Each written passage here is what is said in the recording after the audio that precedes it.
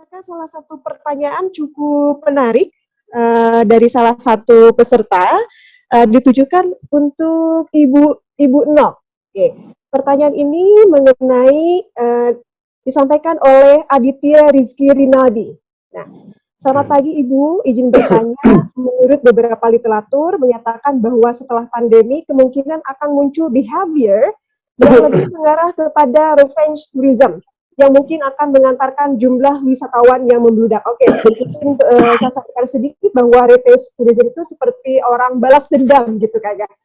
Udah selesai jadi berbondong-bondong. Nah, bagaimana Ibu melihat hal seperti ini?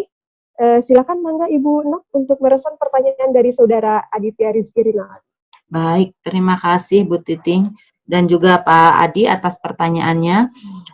Betul, itu bisa memungkinkan kita sudah lama mengalami tekanan yang cukup lama ya, diam di rumah itu, walaupun kita selalu beraktivitas di rumah, misalnya dengan Zoom meeting atau ngelas ataupun aktivitas apapun di rumah, saya kira semua mengalami sebuah stres yang sangat besar. Jadi apalagi orang yang biasa outdoor begitu ya pekerjaannya, kemudian disuruh diam di rumah itu kan ada tekanan yang besar, kemudian begitu kita terlepas dari beban itu, maka kemungkinan akan terjadi perjalanan-perjalanan yang cukup banyak.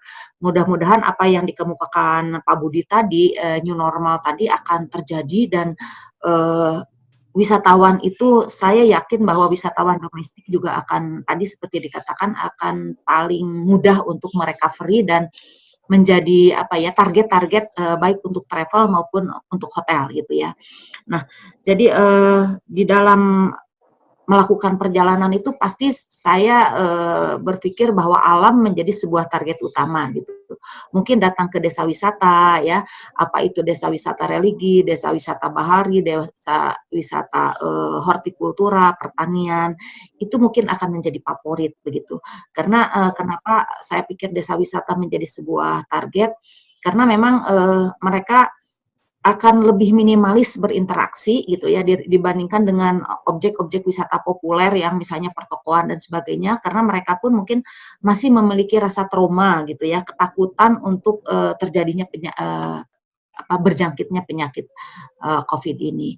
Nah, sehingga siap-siap sajalah kita berpikir optimis saja ya, mudah-mudahan bulan Juni ini kita selesai ya, tentu saja dengan sebuah niat bersama, mari kita menahan diri untuk tidak melakukan banyak aktivitas di luar rumah, kecuali yang memang urgent begitu, dan mari kita suatu saat kalau sudah terbebas kita melakukan rekreasi kembali, tentunya dengan penuh kewaspadaan dalam arti protokol kesehatan tetap kita patuhi bersama. Mungkin itu Bu. Baik, terima kasih Bu Nok. Begitu ya Kang Adit jawabannya. Oke. Untuk selanjutnya saya ini terima kasih, pertanyaannya cukup banyak, tapi tentu mungkin tidak membesarkan semuanya. Izin membacakan selanjutnya ini dari Bapak Dr. Asep Parantika, dosen di Politeknik Sahid Jakarta. Ini untuk Pak Herman, Pak. Bagaimana caranya menurut Bapak meningkatkan kegiatan MAIS ke depan jika protokol pandemik atau social distance ini akan terus dilaksanakan oleh pemerintah dan industri? Mangga Pak Herman.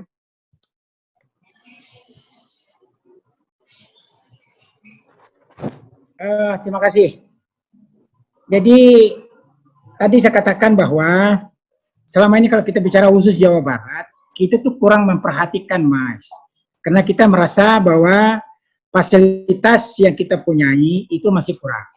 Tapi untuk ke depan, saya kira dengan fasilitas yang kita punyai, karena MAIS ini sangat tinggi, ya, sangat tinggi dampaknya mendatangkan Wisman dan Wisnus untuk datang ke Jawa Barat khususnya, ya. Maka oleh sebab itu saya katakan tadi bahwa ini MAIS ini perlu untuk kita tingkatkan ke depan. Itu kuncinya di situ. Itu saja Pak. Makasih Bu. Ya, oke. Baik Pak Asep, Parantos di Balar ya Pak.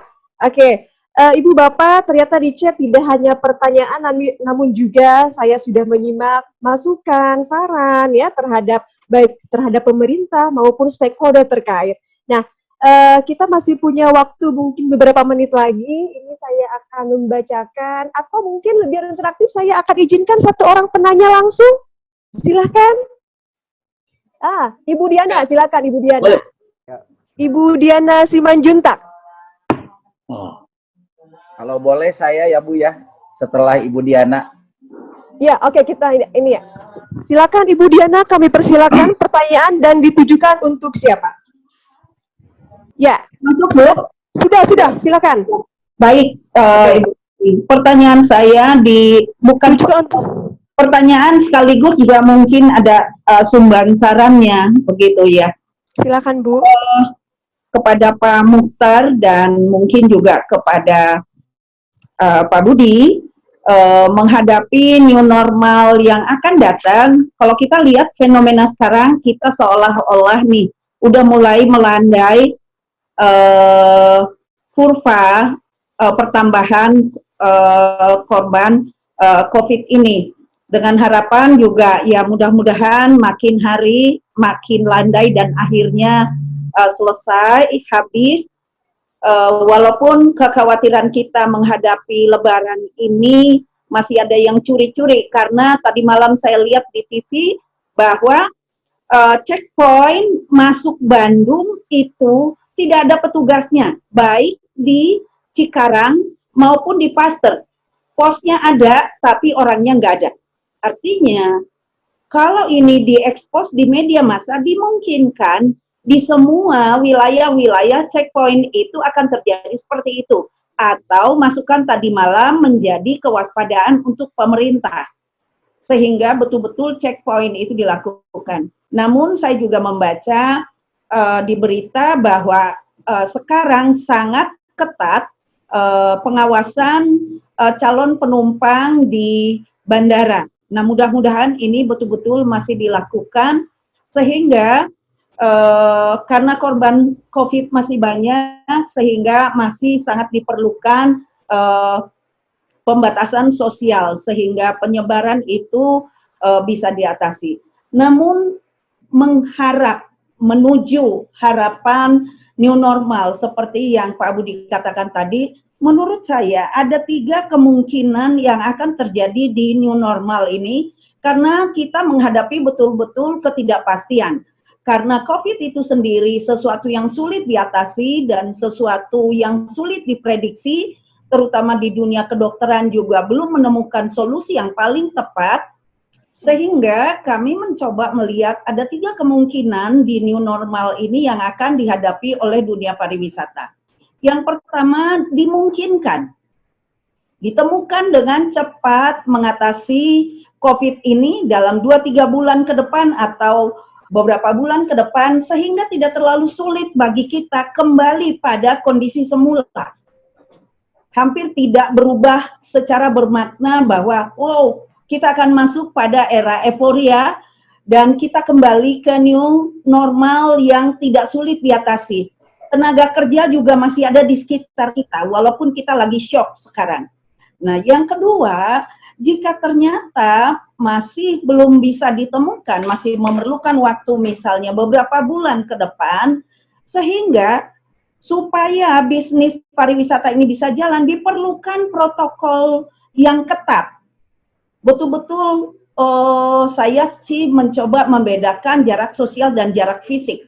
Jarak fisik itu harus betul-betul, sehingga berpengaruh pada apa yang dikatakan Pak Budi tadi, pembatasan seat, sehingga konsekuensinya harga seat itu menjadi mahal. Ya, itu konsekuensi. Kalau kita mau safety first, maka itu harus menjadi pilihan yang tepat. Nah, yang ketiga adalah jika ternyata COVID ini sangat sulit dan memerlukan waktu lama bertahun-tahun, maka dimungkinkan pelayanan pariwisata itu harus berteknologi, dibantu dengan robot dan sebagainya. Nah, ini memerlukan waktu dan modal yang cukup panjang.